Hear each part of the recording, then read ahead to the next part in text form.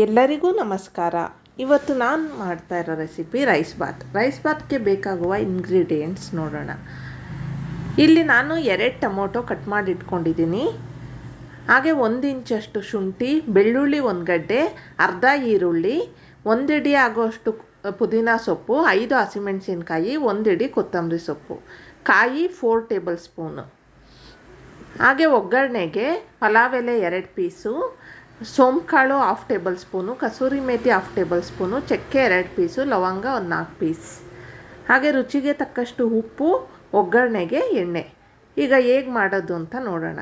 ಇಲ್ಲಿ ಅಕ್ಕಿನ 2 ಸಲ ವಾಶ್ ಮಾಡಿ ಇಟ್ಕೊಂಡಿದ್ದೀನಿ. ನಾನು 1/4 ಗ್ಲಾಸಷ್ಟು ಅಕ್ಕಿ ತೊಗೊಂಡಿದ್ದೀನಿ.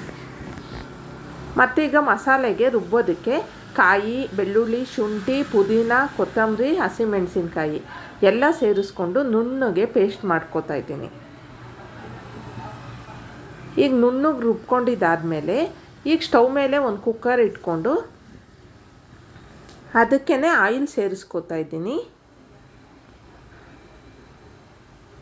ಈಗ ಎಣ್ಣೆ ಬಿಸಿ ಆದಮೇಲೆ ಅದಕ್ಕೇ ಒಗ್ಗರಣೆಗೆ ಪಲಾವ್ ಎಲೆ, ಕಸೂರಿ ಮೇಥಿ, ಸೋಂಪುಕಾಳು, ಚಕ್ಕೆ, ಲವಂಗ ಎಲ್ಲ ಸೇರಿಸ್ಕೊಂಡು ಬಾಡಿಸ್ಕೊಂಡ್ಮೇಲೆ ಈರುಳ್ಳಿ ಹಾಕೋತಾ ಇದ್ದೀನಿ. ಈರುಳ್ಳಿ ಚೆನ್ನಾಗಿ ಫ್ರೈ ಆದಮೇಲೆ ಟೊಮೊಟೊನು ಸೇರಿಸ್ಕೋತಾ ಇದ್ದೀನಿ. ಟೊಮೊಟೊನು ಚೆನ್ನಾಗಿ ಎಣ್ಣೆನಲ್ಲೇ ಫ್ರೈ ಆದಮೇಲೆ ಈಗ ರುಬ್ಬಿಟ್ಟಿದ್ದಂತಹ ಮಸಾಲೆ ಸೇರಿಸ್ಕೊಂಡು ಅದು ಹಸಿ ವಾಸನೆ ಹೋಗೋ ತನಕ ಸ್ವಲ್ಪ ಫ್ರೈ ಮಾಡ್ಕೋಬೇಕು. ನಂತರ ಈ ಗ್ಲಾಸಲ್ಲಿ 1/4 ಗ್ಲಾಸ್ಗೆ 2.5 ಗ್ಲಾಸು ನೀರು ಹಾಕೋತಾ ಇದ್ದೀನಿ. ಈಗ ಉಪ್ಪು ಹಾಕೋತಾ ಇದ್ದೀನಿ. ಈಗ ಇದು ಕುದಿ ಬರೋವರೆಗೂ ಹಾಗೆ ಬಿಡಬೇಕು. ಕುದಿ ಬಂದಮೇಲೆ ಇಲ್ಲಿ ಅಕ್ಕಿ ಸೇರಿಸ್ಕೋತಾ ಇದ್ದೀನಿ.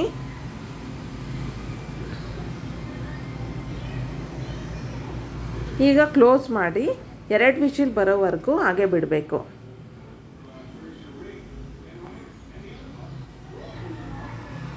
ಈಗ ಇಲ್ಲಿ ನಾನು ಮೊಸರು ಬಜ್ಜಿಗೆ ರೆಡಿ ಮಾಡ್ಕೋತಾ ಇದ್ದೀನಿ.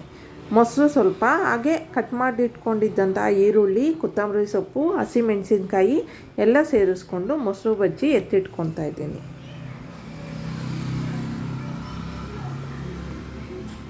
ಹಾಗೆ ಇಲ್ಲಿ ಕುಕ್ಕರ್ ತಣ್ಣಗಾದ್ಮೇಲೆ ಓಪನ್ ಮಾಡಿ ನೋಡ್ತಾ ಇದ್ದೀನಿ. ಈಗ ರೈಸ್ ಬಾತ್ ರೆಡಿ ಆಗಿದೆ.